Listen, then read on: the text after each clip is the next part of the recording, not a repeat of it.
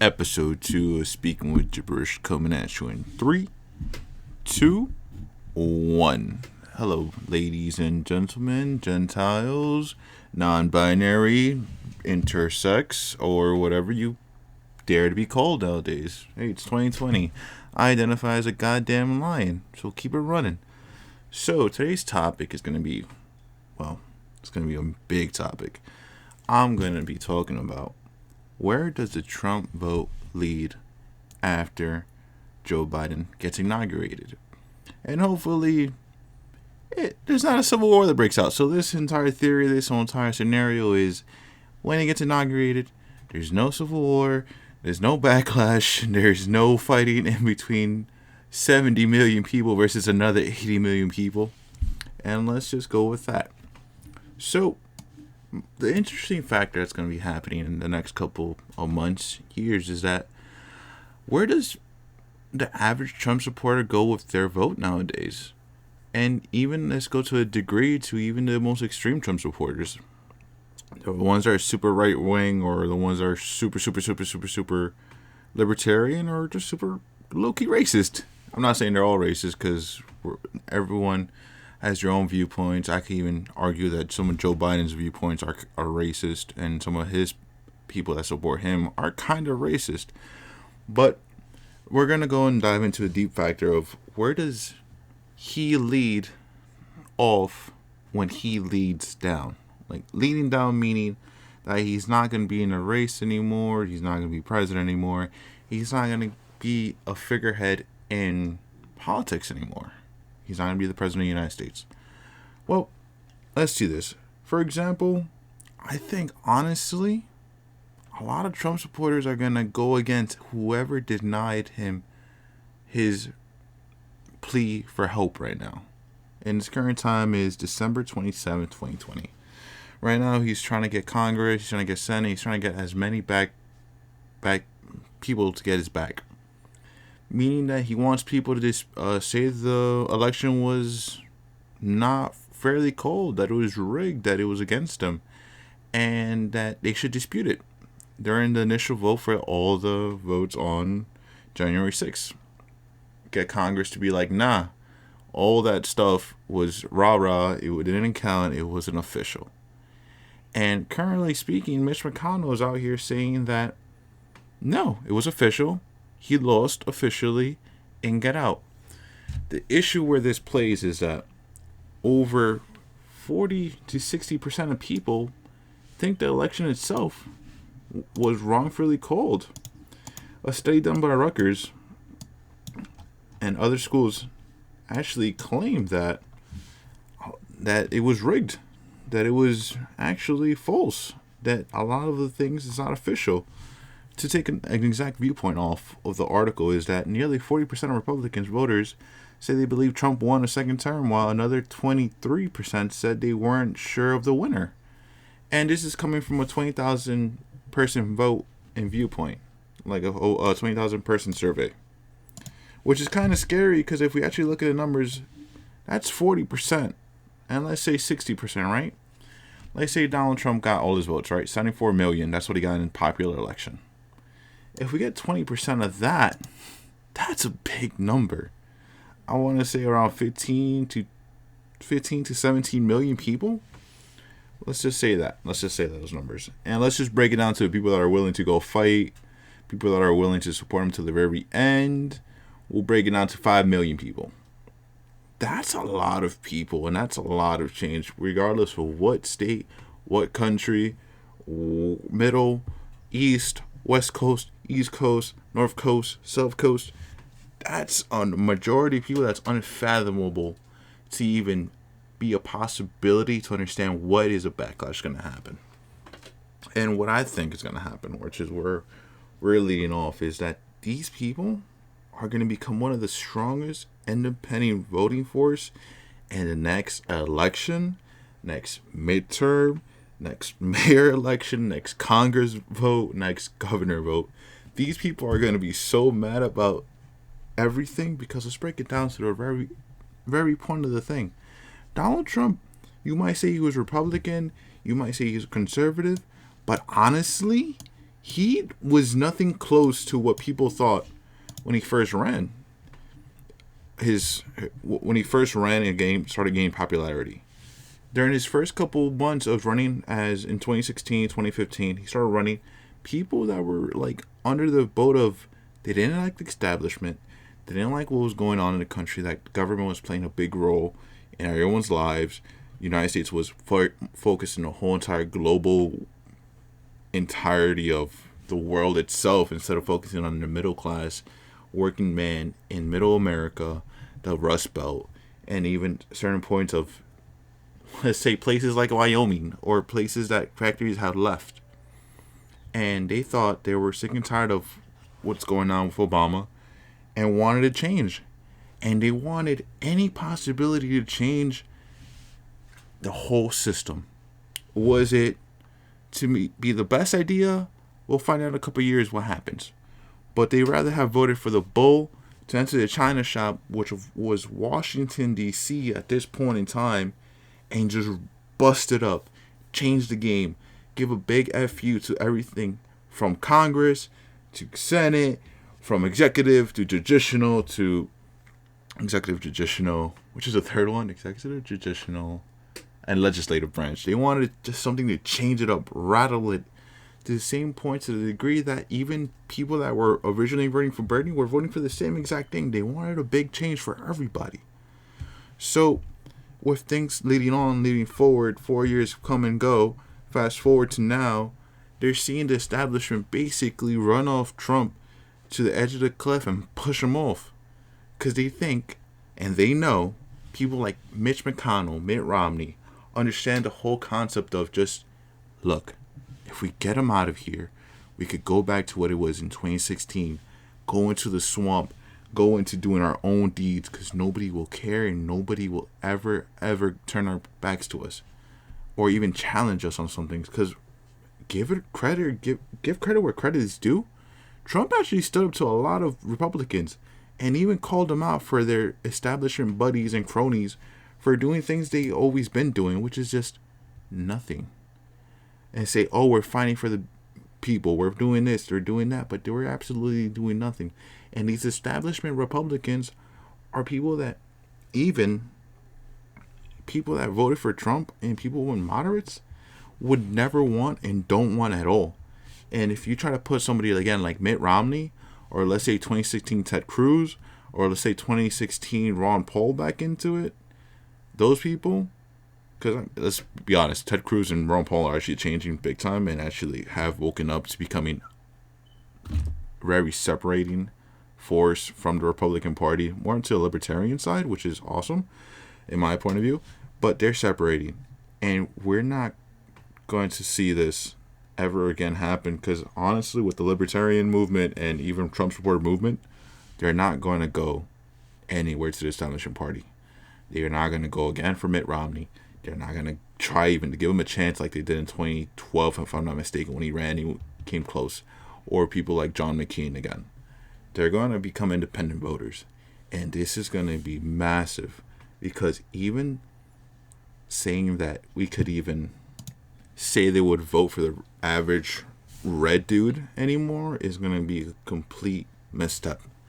Because even in some polls in early 2017 or 2019, 2018, we could see some past Trump supporters actually would lean towards people like Bernie Sanders and even want to give him the vote. And some polls even said like people like Andrew Yang would gain a lot of Trump supporters. And they were actually, if they were going to vote for Trump, they're going to vote for those too. Meaning they're looking for change. And if they don't see this coming from right, they're going to go somewhere to the left. Somewhere to, I'm not saying left is bad.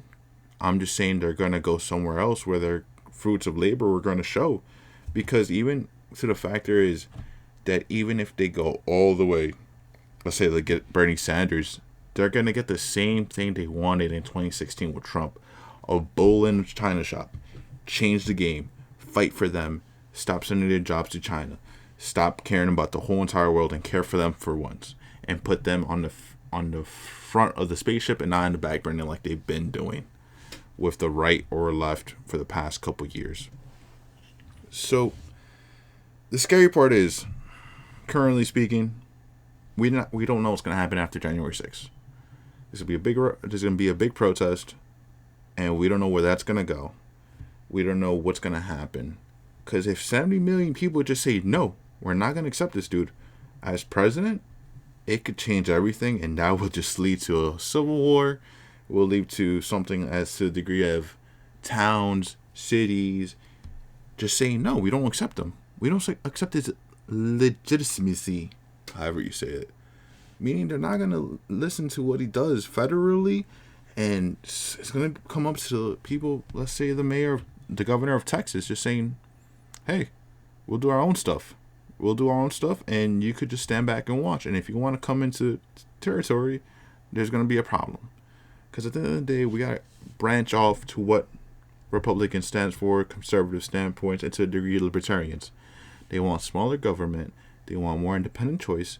And with Joe Biden, 2012, 2016, under Obama's administration, and co-part his, we saw a lot more involvement of globalism, of bigger government, of, let's say, even Obama putting the law of the Patriot Act, even enforcing it to a degree and making it even more intrusive to our lives. They don't want that. They don't want anything close to people coming for their guns, and they need somebody to actually stand up and fight for their rights as gun-carrying Americans, as freedom of speech carrying Americans, as somebody that will actually fight for them and change the game. And if that means voting for someone as kind of progressive like Bernie Sanders, which is kind of backtracking my point about the guns, but it still leads to the same point of changing the game, they will do it. They're not going to go for anyone close to somebody as a crony Republican as somebody who stands for the same breath as Mitch McConnell or Mitt Romney. They're not going to do it this time. They're going to go for somebody that, let's say, I would even say people like Jesse Ventura or an Andrew Yang type of individual who will change the game for them and actually fight for them and put them in the first seat instead of the back seat. And with that being said, it might not be left, it might not be right, but it's going to be somewhere they think it's going to lead them to come forward. And hopefully that's going to be a good thing, because it will change a lot of the swampiness of Republicans in Washington, D.C. Those establishment buddies that are getting money from big corporations or getting funded by people that have an agenda. And it's going to wake up everybody. It's going to wake them up, and hopefully it changes the game for them. Because honestly, with us seeing things change so fast and just go forward for the past 4 years, it's not going to be another 2012, 2016 where everyone think, oh, it's peace, it's happiness. Everything's going to be exposed. Everything's going to be shown. And everything from here is going to be magnified into a little magnifying glass looking at ants, basically. We're going to look how everything goes. Because if Joe Biden made all these promises and doesn't deliver, it's going to be a big wake-up call to the left. And it's going to be the same kind of thing that even Republicans, conservatives, and libertarians viewed from the very start, that Joe Biden is making false promises. He's just an establishment politician that was not going to lead any change, and is speaking that gibberish, speaking that rah-rah, speaking that nonsense that he just needed to gain votes. And people don't want that, because if we look at Trump, he actually made promises and he's like, yo, we're going to build a wall. And we're like, all right, guy, you're not building a wall. He built a wall. Hey, we're going to get jobs back. Yeah, right, we're not going to get jobs back. Started getting jobs back. Hey, we're going to blame China for everything, for all the issues that we've been having. And he's one of the first presidents to actually start attacking China. One of the first Republicans to do so since, let's say, I would say Reagan, but I mean, we got to start with the problem with Nixon back in that day. That's when he started the whole entire issue with China. But yeah, he's one of the first presidents to attack China and go for the throw on that one. And we got to give that props. Give credit where credit's due. But let's get back to the point of, honestly, Trump supporters are going to be one of the most important voting class in the next election, regardless of stature, from presidency to local, to intermediate, it's going to be a factor of who could get these votes that's going to end up winning by big numbers. And if that means getting another bull in a china shop, then so be it. If it means some math for everybody, then so be it. And if it means, I hate to say it, maybe democratic socialism could call to some of these people that feel like what's been going on in Washington, D.C. has been a horrible show for them, then they might even pick that. But it's not going to be establishment left politics. It's definitely not going to be establishment right politics anymore. It's going to head to a new direction, and hopefully it's going to be a good direction, because I personally, in my opinion, I see Joe Biden as somebody who I would never want, because it's just old politicians becoming old politicians in office, and that's not a good thing, because these people have been, even him has been compromised with some scenarios and some corruption and even forms of racism, and I just don't like that he danced to Despacito, but that's another point of view for another day. And even some Republicans were kind of edging for a change. So let's say the Lincoln Project was going for them. Lincoln Project is basically people that just didn't, they were never Trumpers, that never supported them, but they were Republicans. And they were supporting him because they understand that if Joe Biden or somebody to say, let's throw back Mitt Romney, win, everything of the whole entire game is going to go back towards them, and they're going to have the whole entire power in the thing. They're going to have they could go back in the swamp. They could do their little shush, nay things on a down low, keep it down low, keep their corruption to a down low. Both will play ball. You get this, I get this, you get this, I get thrust. You throw an alley, I throw the oop, I lose a game, you win the game. And it's something that Trump supporters never wanted.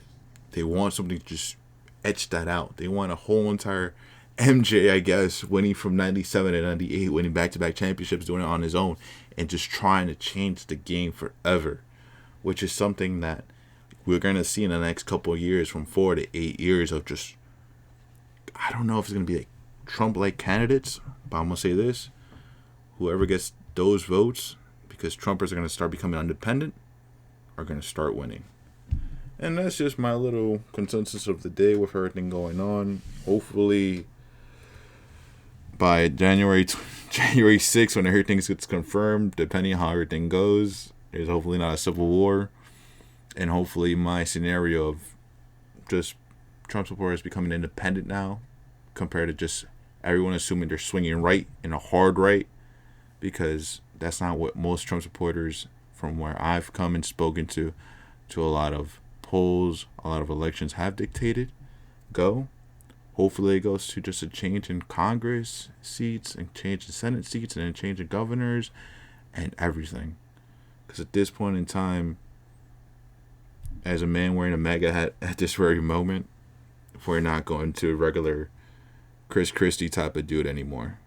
We're going somewhere who actually has some cojones to change the freaking game and change the whole entire nation. I would say world, but let's break it down. We're not globalist. Change the nation for the better. And we're not going to go back to just becoming the same old game of catch and throw.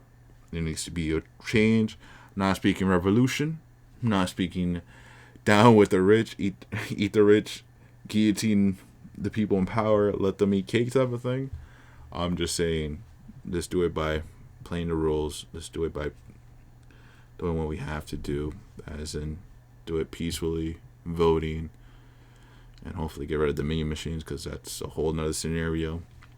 Just do it peacefully, and hopefully there's no revolution coming through or a civil war.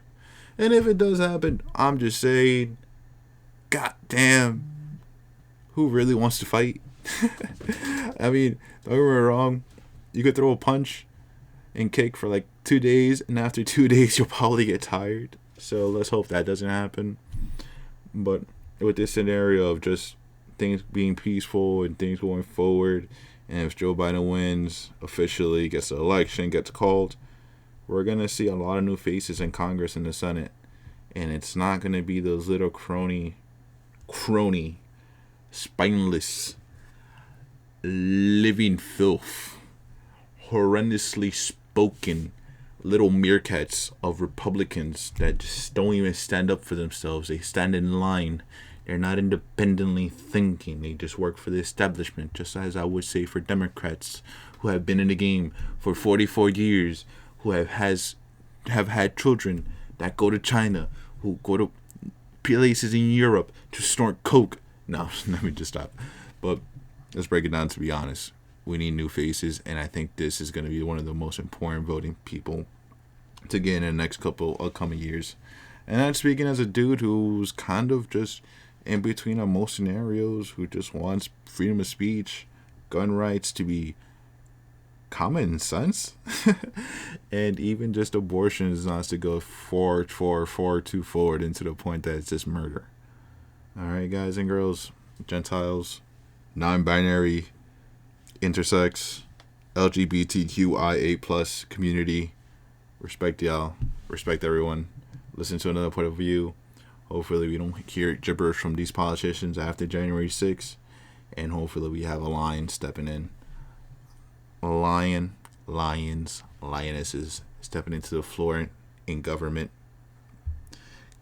conferences, government positions, and change the game for the better and not for the worse. Episode 2 is officially done. Thank you guys. Like, comment, subscribe, share it to your friends. And if you dislike it. It's alright. It's 2020. Have your own opinion. And that's perfectly fine. Peace out, guys. Thank you for hearing me. Deuces.